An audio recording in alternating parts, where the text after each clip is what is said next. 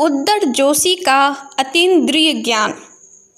श्री दयाशंकर गिरिजाशंकर जोशी 84 भट्ट एक सिद्ध पुरुष हो गए हैं।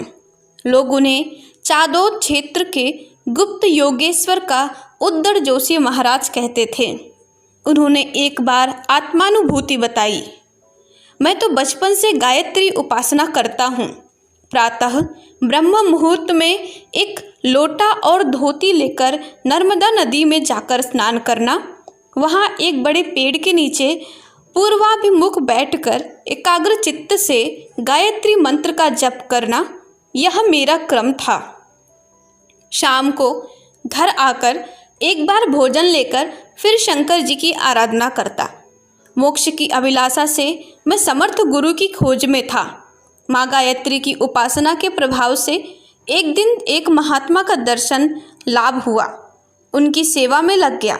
सेवा करते करते एक दिन मध्य रात्रि में मुझ पर प्रसन्न होकर उन्होंने मेरी नाभि में हाथ से जोरदार धक्का लगाया। उसी क्षण मेरी कुंडलिनी जागृत हुई और मुझे आत्म साक्षात्कार हो गया। सारे जगत को मैं ब्रह्म रूप में देखने लगा। स्थावर जंगम युग में मुझे चैतन्य स्वरूप दिखने लगा। उसी दिन से मुझे रात्रि में समाधि होने लगी। मैं जिस मनुष्य को देखता उसके भूत भविष्य और वर्तमान को जानने लगा, किंतु किसी को कहता नहीं, आवश्यकतानुसार ही उत्तर देता। मेरे अंदर ही सभी देवी देवताओं का निवास है। मैं तो कर्तुम अकर्तुम अन्यथा कर्तुम रूप हूँ।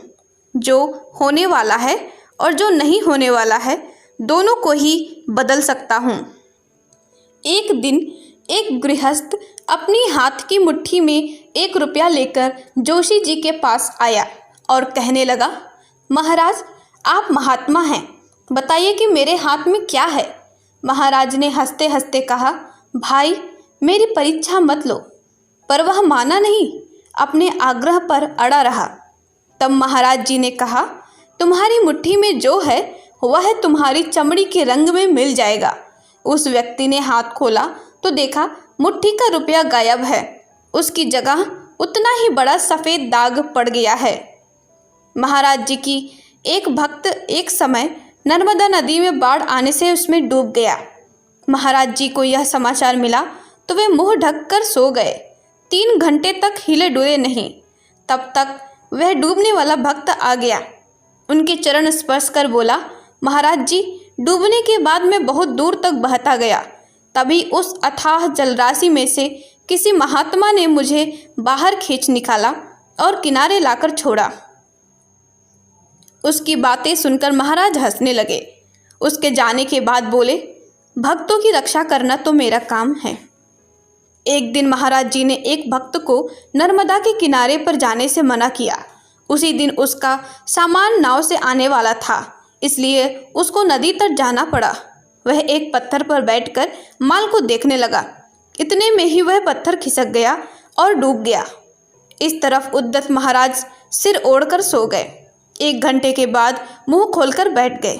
थोड़ी देर बाद वह भक्त आया और पैर पकड़कर बोलने लगा, भगवान आपकी आज्ञा का उल्लंघन करके मैं नर्मदा के किनारे गया। वहाँ पत्थर खिसक जाने से मैं डूब गया। फिर भी उसी क्षण मेरे मुंह से गुरुदेव गुरुदेव शब्दों का उच्चारण होने लगा। एक संत ने मुझे पैर पकड़कर बाहर लाकर छोड़ दिया। महाराज आपकी कृपा को मैं कैसे भूल सकता हूँ, आपने ही मुझे बचाया है। एक बार महाराज जी एक भक्त महिला से मिलने गए। यह देवी महाराज जी की अनन्य भक्त थी और उनकी खूब सेवा करती थी।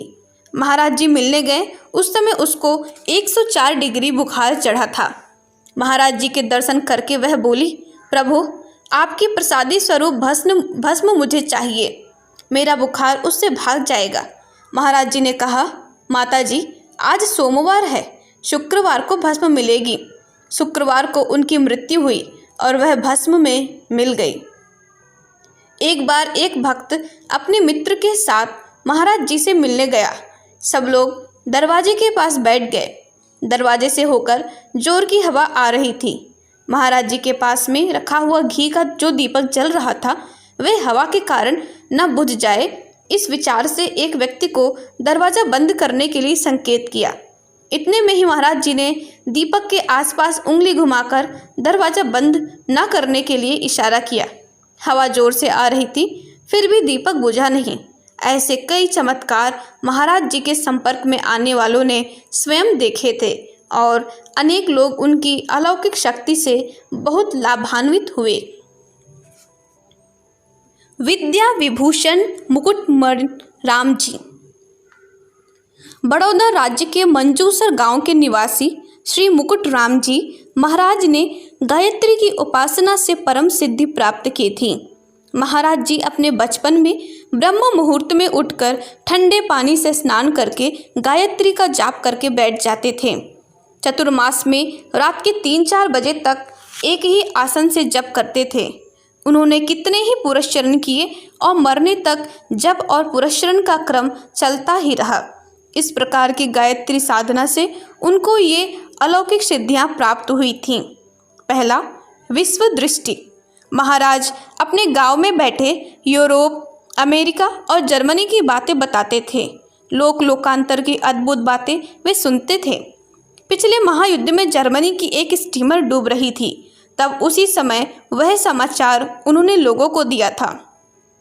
दूसरा, सर्वभाषा ज्ञान। वे गुजराती दूसरी कक्षा से ज़्यादा पढ़े भी ना थे, किंतु गायत्री जप के प्रभाव से कितनी ही भाषाओं पर मातृभाषा जितना प्रभाव आ गया था। एक दिन उनके पास बड़ौदा के एक सरकारी कर्मचारी आए। वे तेलंगाना के निवासी थे। उनके साथ उन्होंने तेलुगु भाषा में बात की। बाद में उसके साथ कन्नड़ में भी बात किए। एक फ़कीर के साथ फारसी में बात करने लगे। कभी कभी वे अंग्रेजी में बात करते हुए देखे गए। उनका कहना था कि एन ज्ञातेन इदम सर्व विज्ञातम भवति। गायत्री को जान लेने से और कुछ अज्ञात नहीं रहता। तीसरा, अगाध शास्त्र ज्ञान से वे संपन्न थे। चौथा, ज्योतिष ज्ञान। वे कभी ज्योतिष पढ़े नहीं थे, लेकिन पास आने वाले मुंह देखकर भूत, वर्तमान, भविष्य की बातें बताते थे। जन्म कुंडली भी बनाते थे और जमीन में गढ़ा हुआ द्रव्य भी दिखाते थे। पांचवा, योग शास्त्र ज्ञान। शरीर और शरीर के अंदर की शक्तियाँ स्वयं ने देखी हों ऐसी वे बातें करते थे। उसी वक्त खट चक्रों की कितनी ही महत्वपूर्ण बातें कहते थे। छठवां, वैदिक शास्त्र। आयुर्वेद संबंधी कितनी ही चमत्कारी बातें बतलाते थे। वे कहते कि नक्षत्रों के साथ वनस्पतियों का घनिष्ठ संबंध है।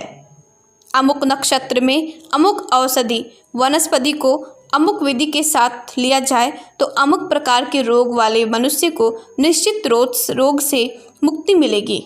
इसी तरह अमुक अमुक औषधियों से अमुक अमुक रोग निश्चित रूप से ठीक हो जाते हैं।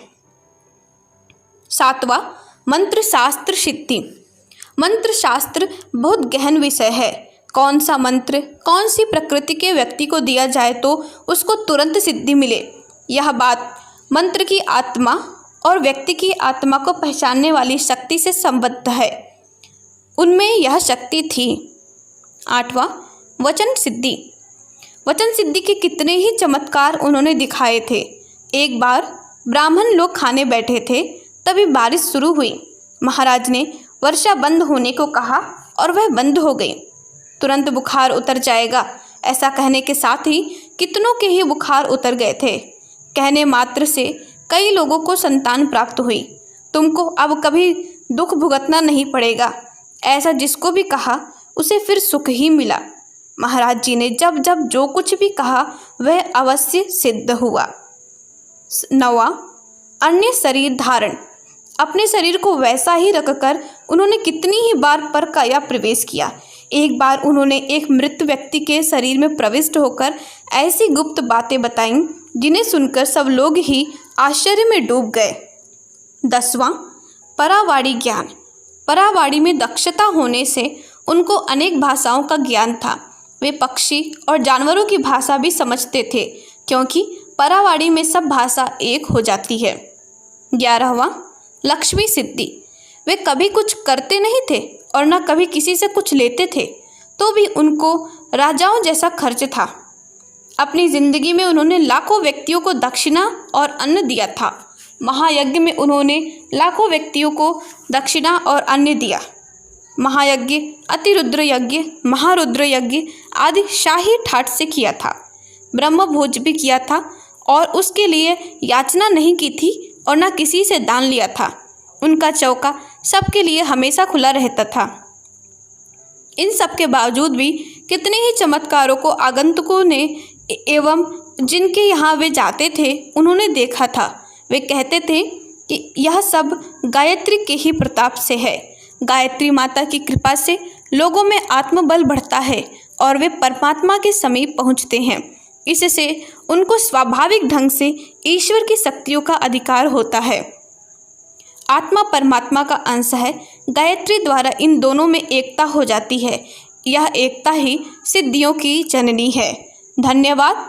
ओम शांति। क्रमशः हमारे YouTube चैनल को सब्सक्राइब करें और बेल आइकन को दबाकर ऑल पर क्लिक करें ताकि नोटिफिकेशंस आपको मिलती रहें।